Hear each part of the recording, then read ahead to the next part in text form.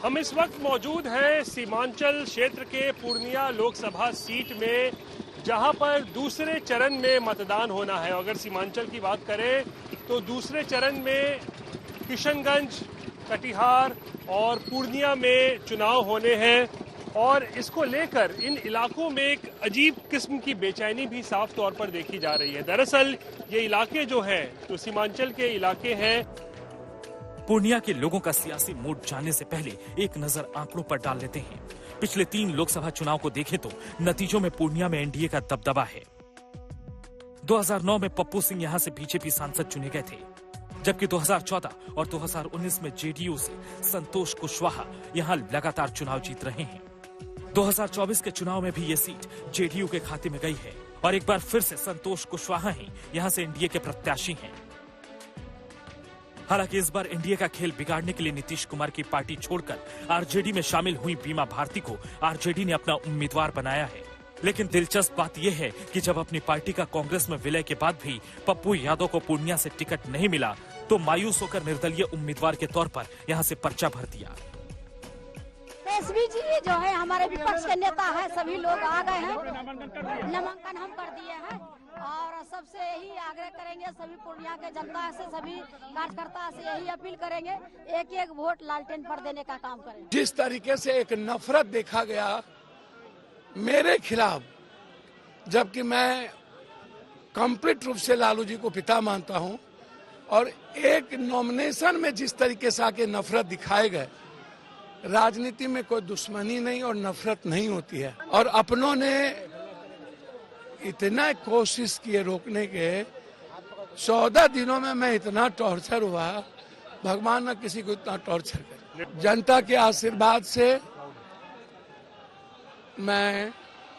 मेरे पास कोई पार्टी नहीं थी, तो जनता का आशीर्वाद से निर्दलीय चुना। बीमा भारती और पप्पू यादव के इस टकराव को लेकर लोग तेजस्वी पर ही सवाल उठा रहे हैं। जब आप आरजेडी के बारे में बता रहे हैं, जैसे तेजस्वी यादव जो है लालू प्रसाद यादव जी का बेटा, बहुत अच्छे से इसको पूरा इंडिया में जानते हैं। ये जो है एक चाल खेल लिए है हमारे सांसद जी, जो पूर्व सांसद जो पप्पू यादव जी है, इनके साथ। ये सबसे मेन मुद्दा ये है कि तेजस्वी यादव का कहना यह है कि हम जो है उसको अगर टिकट आरजेडी, हालांकि आरजेडी और कांग्रेस महागठबंधन है और उसमें जो है टिकट भी मिल रहे थे इसको, पप्पू यादव को, लेकिन उसमें हो गया क्या कि तेजस्वी को लग रहा है कि भविष्य मेरा जो है ये उखाड़ सकता है या हमको जो है सत्ता से हमको हटा सकता है। क्या नाम हुआ आपका? मेरा नाम कैलाश दास हुआ। कैलाश जी, क्या लगता है चुनाव में क्या इस वक्त चल रहा है यहाँ? बहुत अच्छा चल रहा है यहाँ। पप्पू यादव है। पप्पू यादव है? पप्पू यादव तो निर्दलीय चुनाव लड़ रहे हैं। कोई दिक्कत नहीं है, गरीबों का मसीहा है वो। जब बुलाते तब वो तैयार हो जाते, चाहे जहाँ भी रहे। पूर्णिया में पप्पू यादव है। बिहार के सीमांचल क्षेत्र में दूसरे चरण में जिन इलाकों में मतदान होना है उसमें कटिहार भी शामिल है। दरअसल कटिहार लोकसभा सीट है, वहां पर दूसरे चरण में मतदान होना है। और अगर हम सीमांचल को लेकर बात करें तो मुस्लिम बहुल इलाका है सीमांचल का, और कटिहार जो है वो दूसरे नंबर पर आता है। सबसे ज़्यादा मुस्लिम आबादी जो है वो किशनगंज में है, तकरीबन 68%, और उसके बाद दूसरे नंबर पर सबसे ज़्यादा मुस्लिम बहुल जो ज़िला है वो कटिहार का है, जहां पर तकरीबन 45% जो आबादी है वो मुसलमानों की है। और ऐसे में जो यहाँ पर मतदान होता है उसमें मुस्लिम मतदाता जो है वो बहुत निर्णायक भूमिका जो है वो अदा करते हैं। कटिहार लोकसभा चुनाव के पिछले 3 नतीजों पर नजर डाले तो ऐसा लगता है कि यहाँ के मतदाता की कोई स्पष्ट राय उम्मीदवार या पार्टी को लेकर नहीं है। 2009 में बीजेपी से निखिल चौधरी यहाँ से चुनाव जीतकर सांसद बने। वहीं 2014 में एनसीपी के तारिक अनवर ने चुनाव जीता था और 2019 में जेडीयू उम्मीदवार दुलाल चंद गोस्वामी ने जीत हासिल की थी। ऐसा ही पैटर्न कटिहार के लोगों से बातचीत में भी देखने को मिल रहा है। हम जहाँ पे अभी हैं, यहाँ पे ये कटिहार जिला है और कटिहार जिला के यहाँ से महागठबंधन के उम्मीदवार तारिक साहब है, और हम लोगों का सारा झुकाव इंडिया गठबंधन की तरफ सभी जाति के लोगों ने मतलब एक बोल बंद होके ये एनडीए के खिलाफ वोट करने के लिए भी समर्पित है। यहाँ पर जो है वो भाईचारा और जातिवाद की बात नहीं है, यहाँ पर जो है माननीय नीतीश कुमार जी जो है आज जो विकास का कार्य किया है, हम तो नहीं समझते हैं कि किसी को उपस्थित किया है। उनका जो भागीदारी सुनिश्चित है, उन्होंने सबको प्रदान कर रहा है, चाहे वो हिंदू हो, मुस्लिम हो, सिख हो, ईसाई हो, सभी की भागीदारी सुनिश्चित किया है। सीमांचल के 4 जिले जो मुस्लिम बहुल हैं, उसमें तीसरे नंबर पर अररिया जिला आता है। वहां लोगों की जिंदगी अपनी रफ्तार से चल रही थी। अररिया भी एक मुस्लिम बहुल जिला है और यहाँ पर भी चुनाव होने हैं, लेकिन यहाँ पर चुनाव दूसरे चरण में नहीं बल्कि तीसरे चरण में यहाँ पर चुनाव होना है।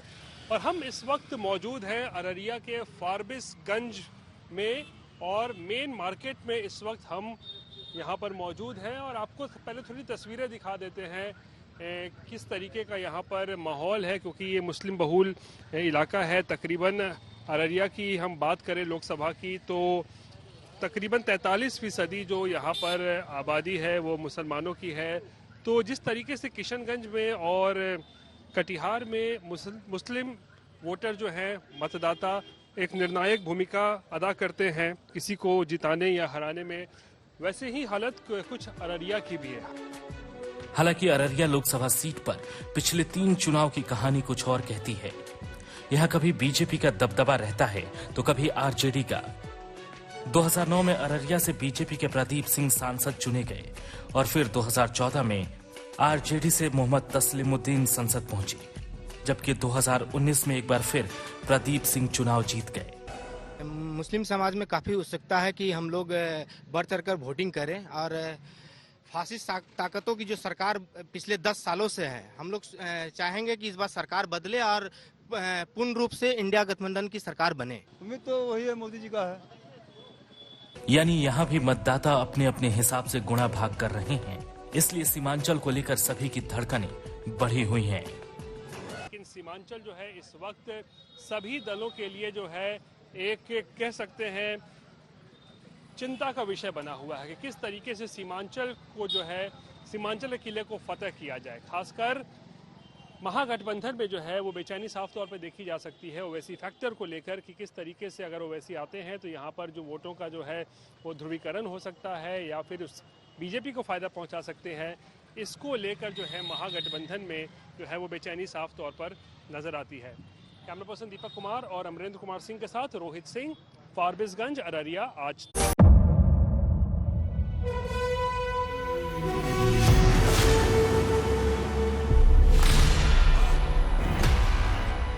मुद्दों का मैदान, जिम्मेदारी लेंगे, तर्कों पर घमासान। क्या बताना चाहते हैं इस देश को? किससे किसकी ठनी, न्याय की नहीं बनती है। किसने दी किसे पटखनी, क्या सच है जिसको छिपाने की कोशिश। खबरों की दुनिया का सबसे बड़ा अखाड़ा दंगल देखे मेरे यानी चित्रा त्रिपाठी के साथ रोज शाम 5 बजे सिर्फ आज तक पर।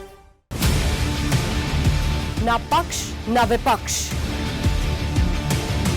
ना लेफ्ट ना राइट, ना मिर्च ना मसाला, खबरों का बोलबाला, निडर निर्भीक सबसे सटीक स्पेशल रिपोर्ट सिर्फ आज तक पर। एयर रेड के ये सायरन समय समय पर आपको सुनाई देते। शौर्य की, भारत और चीन के बीच साहस की, सभी बाढ़ग्रस्त इलाकों का हवाई सर्वेक्षण किया है। सरोकार की, गाजीपुर में किसान से बातचीत करें। संघर्ष की, कश्मीर को आगे बढ़ना होगा। संयम की, भावनाएं भड़की या दंगे भड़काए गए।